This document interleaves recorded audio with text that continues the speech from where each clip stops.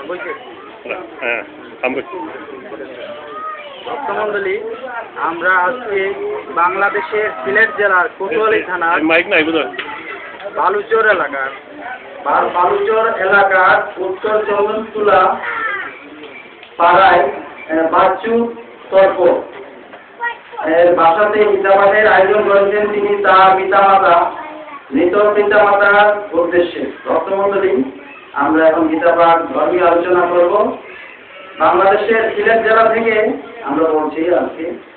ভক্তমন্ডলী, যেখানে তুলসী বৃক্ষ আছে, যেখানে সাধুগুরু বৈষ্ণবের আগমন ঘটে, সেদিন সেই স্থান বৃন্দাবনে পরিণত হয়। ভক্তমন্ডলী, আজকে এই ভাষাটি বাচ্চু তর্কের ভাষা নয়, আজকে এটা হলো নববৃন্দাবনে আপনাদের মতো কৃষ্ণ অনুরাগী ভক্তের শুভ আগমনে আজকে বাচ্চু তর্কের ভাষাটি নববৃন্দাবনে পরিণত হয়েছে। ভক্তমন্ডলী, বৃন্দাবন জয় রাধারানী, জয় একবার দেন নিজের নববৃন্দাবন। জয় রাধারানী,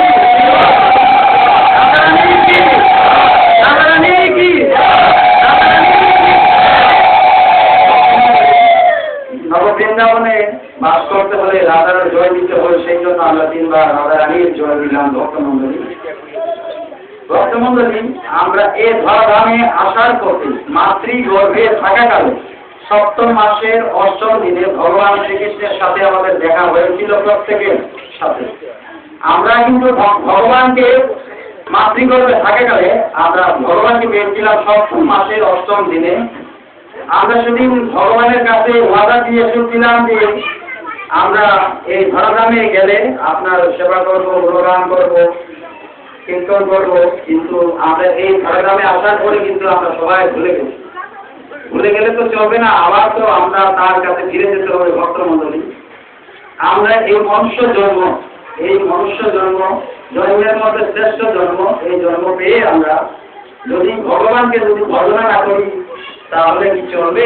একদিন তো তার কাছে ফিরে যেতে হবে। ভক্তমন্ডলী, সেই কারণে এই সমস্ত যেখানে ধর্মীয় আলোচনা হয়, গীতাপাঠ হয়, সেই সমস্ত অনুষ্ঠানে আপনারা সুযোগ করে সেই সমস্ত অনুষ্ঠানে যাওয়ার চেষ্টা করবেন। বৃথা সময় নষ্ট করবেন না।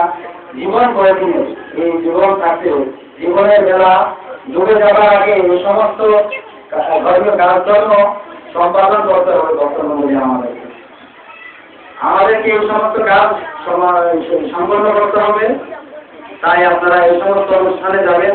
তো ভক্তমন্ডলী, এই যে বাচ্চু তর্ক যে তার পিতামাতার মৃত পিতামাতার উদ্দেশ্যে আজকে যে গীতাপাঠের আয়োজন করেছেন, তার মা বাবার মুক্তির উদ্দেশ্যে, মঙ্গলের উদ্দেশ্যে এবং আমাদের সবার মঙ্গলের উদ্দেশ্যে আমি শ্রীমদ্ ভগবত গীতা এবং বিভিন্ন ধর্মীয় গ্রন্থের বিশেষ কয়েকটি গুরুত্বপূর্ণ শ্লোক এবং বাংলা অনুবাদ প্রতিকার করে শুনবেন। ভক্তমন্ডলী, শ্রীমদ্ ভগবত গীতার নবম অধ্যায়ের ২৭ নম্বর শ্লোকে ভগবান শ্রীকৃষ্ণ বলেছেন, পত্রং পুষ্পং ফলং সুরং বিরমে ভক্তা প্রদর্শতি তদহং ভক্ত পরিতামস্মি প্রদাত্মন। অর্থাৎ যে বিশুদ্ধ চিত্ত নিষ্কাম ভক্ত ভক্তি সহকারে আমাকে পত্র পুষ্প ফল ও জল অর্পণ করে আমি তার সেই ভক্তি প্লুত উপহার প্রীতি সহকারে গ্রহণ করি। ভগবান কত সহজভাবে ওনাকে পাওয়ার জন্য আমাদেরকে বলেছেন, ভক্তি সহকারে কেউ যদি একটি তুলসী পাতা ফল জল অর্পণ করে তাহলে এই ভক্তি সহকারে যিনি অর্পণ করবেন তার সেই ভক্তি প্লুত উপহার তিনি ভক্তি খুব আনন্দের সহিত গ্রহণ করবেন। ভগবানকে কেউ যদি 50,000 অমৃতের কলসি যদি দান করেন তিনি এত খুশি হবেন না, কিন্তু তাকে কেউ যদি ভক্তি সহকারে একটি মাত্র তুলসী পত্র যদি দান করে তাহলে এত সুযোগ থাকতেও আমরা যদি পিছিয়ে পড়ি তাহলে তো চলবে না। আমরা কিভাবে ভবসাগর পার হবো? ভক্তমন্ডলী, তারপরে যদি কারো কাছে যদি এই পত্র পুষ্প ফল যদিও না থাকে তাহলে মন তুলসী নিবেদন করে, যেমন মন তুলসী নিবেদন করে এই পত্র পুষ্প ফল দিতে পারে যদি হাতে না থাকে। তারপরে গীতার নবম অধ্যায়ের 34 নম্বর শ্লোকে ভগবান বলেছেন, মন মনা ভব মত ভস্ত মত জাতিমান নমস্কুরু মানবৈশ্বসী যুক্তৈব মানাম ভক্ত করেন। অর্থাৎ তোমার মধ্যে আমার ভাবনায় নিযুক্ত করো, আমার ভক্ত হোক। আমাকে প্রণাম করো এবং আমার পূজা করো। এভাবে মতপরায়ণ হয়ে সম্পূর্ণরূপে আমাকে অভিনিষ্ট হলে নিঃসন্দেহে তুমি আমাকে লাভ করবে। ভগবান বলছে তোমার মধ্যে আমার ভাবনায় নিযুক্ত করো, আমার ভক্ত হো, আমাকে পূজা করো, তাহলে নিঃসন্দেহে তুমি আমাকে লাভ করবে। ভক্তমন্ডলী, ভগবান কত সহজভাবে তাকে লাভ করার কৌশল আমাদেরকে দেখিয়ে দিয়েছেন। তারপরেও যদি আমরা এই পথে যদি অগ্রসর না হয়, এই মনুষ্য জন্ম পেলেও যদি আমরা যদি তাকে পাবার চেষ্টা না করি, তাহলে ভক্তমন্ডলী দুধ বিক্রি করে অনেকে মদ খায়, সেটাই হবে ভক্তমন্ডলী। তারপরে ভক্তমন্ডলী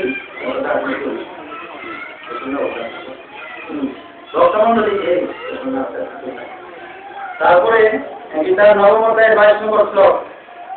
22 নম্বর শ্লোকে অনন্য চিন্তয়ন্ত নাম যে জন প্রচুপাসতি তেষাং নিত্যা বিভক্তনাং বিভক্তনং মহামহং।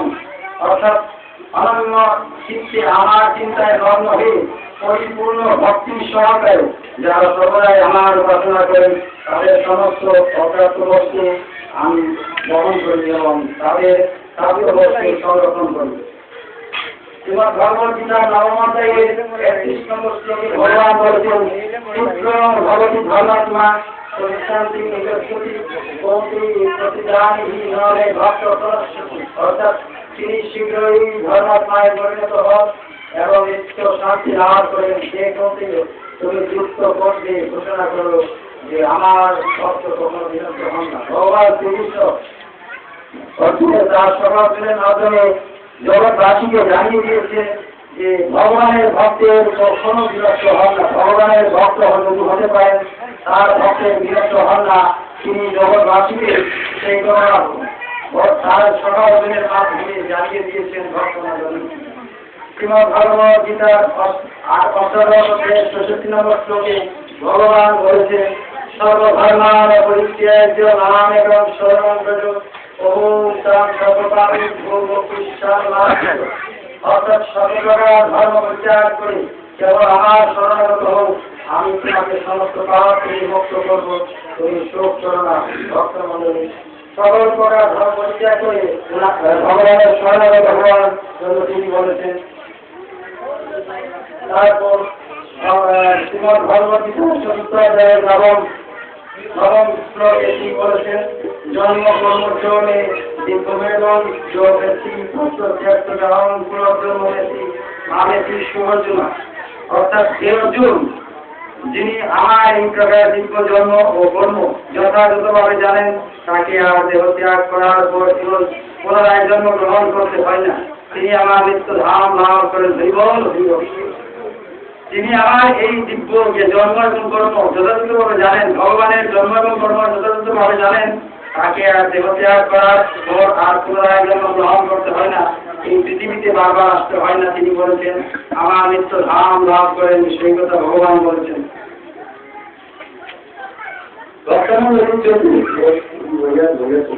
বর্তমানে চরিতামৃতে একটা সুন্দর কথা লেখা আছে, সাধু সঙ্গ সর্বশাস্ত্রে হয়, লবমাত্র সাধু সঙ্গ সর্বসিদ্ধি হয়। সমস্ত শাস্ত্রের সিদ্ধান্ত হচ্ছে যে শুদ্ধ ভক্তের সঙ্গ যদি মুহূর্তের জন্য লাভ করা যায়, তাহলে সর্বসিদ্ধি লাভ হয়। ভক্তমণ্ডলী, আমরা আজকে অনেক ভক্তের সঙ্গ করছি, ভক্তের সঙ্গ করলে সর্বসিদ্ধি লাভ হয়, সেটা বলেছেন ভক্তমণ্ডলী। গীতার অষ্টাদশের 68 নম্বর শ্লোকে ভগবান বলেছেন, জয়গং কর্মং যুজং ভক্তেষু বিপ্রায়স্যতি ভক্তিময়ী পরাং বিদ্যা মামে বৈশ্বর সংশয়। অর্থাৎ এই পৃথিবীতে যিনি আমার ভক্তদের এই পরম গোপনীয় জ্ঞান উপদেশ করেন, তিনি অবশ্যই পরা ভক্তি লাভ করেন এবং অবশেষে আমার কাছে ফিরে আসবেন। ভক্তদের ভগবান বলেছেন, আমার ভক্তদের কাছে এই পরম গোপনীয় জ্ঞান উপদেশ যিনি করবেন, তিনি অবশ্যই ভক্তি লাভ করবেন এবং অবশ্যই আমার কাছে ফিরে আসবেন। শ্রীমদ্ ভগবদ গীতার 8ম অধ্যায়ের 5 নম্বর শ্লোকে ভগবান বলেছেন, অন্তকালে চ মামেব শরণাগতা পরবং যো প্রয়তি সমদ্ভাবং জাতি নাস্ত্রং সংশয়। অর্থাৎ মৃত্যুর সময়ে যিনি আমাকে স্মরণ করে দেহত্যাগ করেন তিনি তৎক্ষণাৎ আমার ভাবে প্রাপ্ত হন, এ বিষয়ে কোনো সন্দেহ নাই। ভক্তমণ্ডলী, এই কথাটি আপনারা স্মরণ রাখবেন। মৃত্যুর সময়ে ভগবানকে স্মরণ করে দেহত্যাগ করতে হবে। ওই সময় কান্নাকাটি করা উচিত নয়। আমরা তো সবাই একদিন মৃত্যু পদযাত্রী হব, সেই সময় আপনারা খেয়াল রাখবেন কেউ যেন কান্নাকাটি না করে। কান্নাকাটি করলে কিন্তু যিনি মৃত্যু পদযাত্রী তিনি ভগবানের নাম স্মরণ করতে পারবেন না।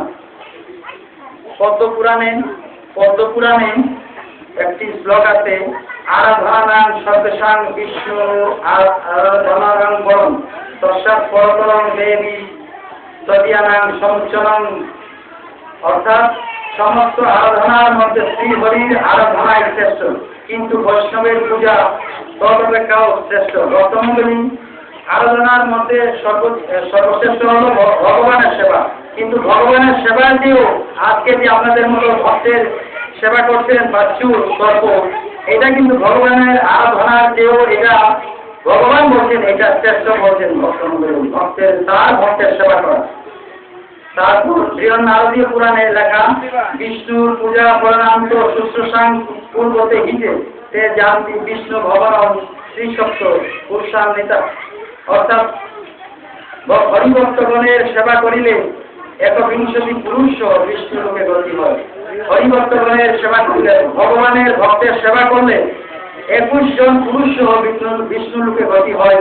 সেই কথা নারদীয় পুরাণে লেখা। ভক্তমণ্ডলী, তারপরে দেখেন আজকে আমি ব্রহ্মাণ্ড পুরাণ থেকে একটি শ্লোক পাঠ করবো। এটাই হলো আজকের সর্বশেষ শ্লোক এবং সবচেয়ে গুরুত্বপূর্ণ শ্লোক এই বাচ্চু গল্পের জন্য। কি জন্য গুরুত্বপূর্ণ? আজকে তিনি তার পিতা মাতার মুক্তির উদ্দেশ্যে আজকে এই গীতাপাঠ এবং ধর্মীয় আলোচনার আয়োজন করেছেন।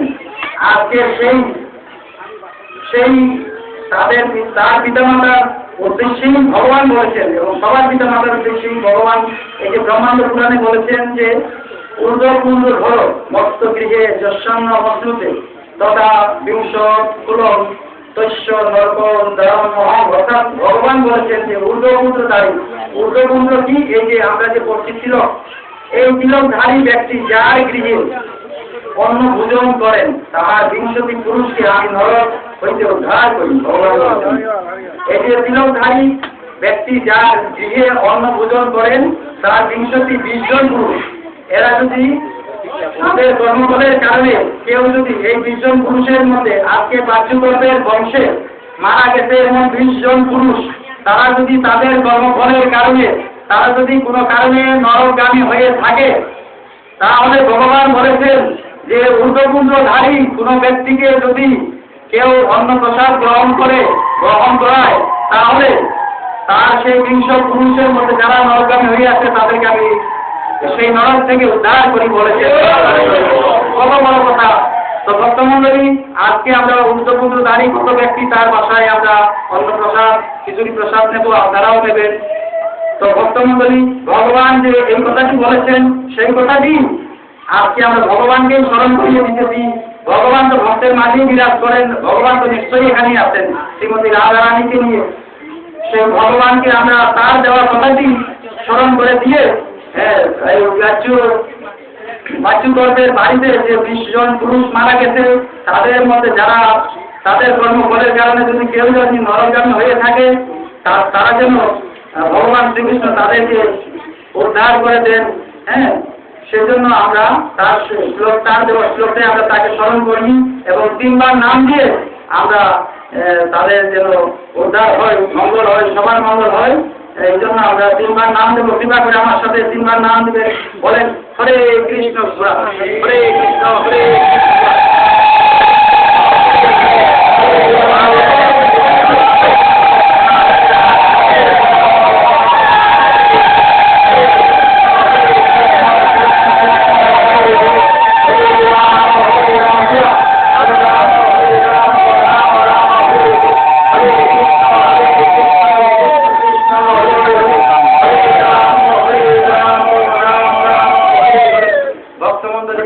আমার কথায় কাজে ভঙ্গিমায় কোনো যদি ভুল ত্রুটি হয়ে থাকে কৃপা করে আমাকে সবার দৃষ্টিতে দেখবেন। হরে কৃষ্ণ।